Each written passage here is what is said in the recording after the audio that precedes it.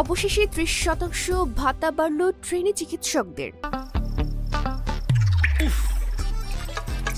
কুয়াশায় সাল শুয়ে পানি আর কত হয়রানি আছে সমাধান।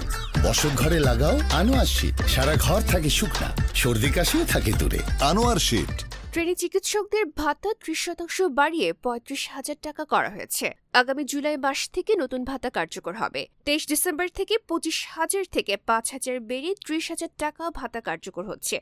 এছাড়া আগামী ১ জুলাই থেকে আরও ৫,০০০ বেড়ে ৩৫,০০০ ভাতা হবে ট্রেনি চিকিৎসকদের। আজ সোমবার অর্থ মন্ত্রণালয়ের অর্থ বিভাগের উপসচিব সৈয়দ আলী বিন হাসান স্বাক্ষরিত পৃথক দুটি প্রতিষ্ঠানের জন্য দুটি প্রজ্ঞাপনে এ তথ্য জানা যায়। বঙ্গবন্ধু শেখ মুজিব মেডিকেল বিশ্ববিদ্যালয়ের অধিভুক্ত প্রতিষ্ঠানের জন্য দেয়া প্রবিধিতে উল্লেখ করা হয়, স্বাস্থ্য, শিক্ষা ও পরিবার কল্যাণ বিভাগের আওতাধীন বিএসএমএমইউএ এর অধিভুক্ত প্রতিষ্ঠানসমূহের বেসরকারি অবৈতনিক রেসিডেন্ট ও নন রেসিডেন্ট প্রশিক্ষণার্থীদের মাসিক পারিতোষিক ভাতার হার ২৫,০০০ থেকে ২০% বৃদ্ধি করে ৩০,০০০ টাকা নির্ধারণ করা হলো, যা ২৩ ডিসেম্বর থেকে কার্যকর হবে।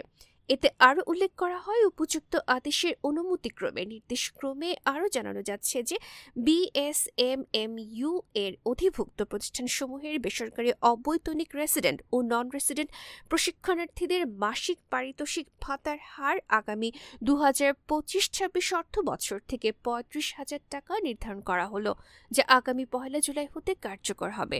ডেস্ক রিপোর্ট, গণমানুষের আওয়াজ।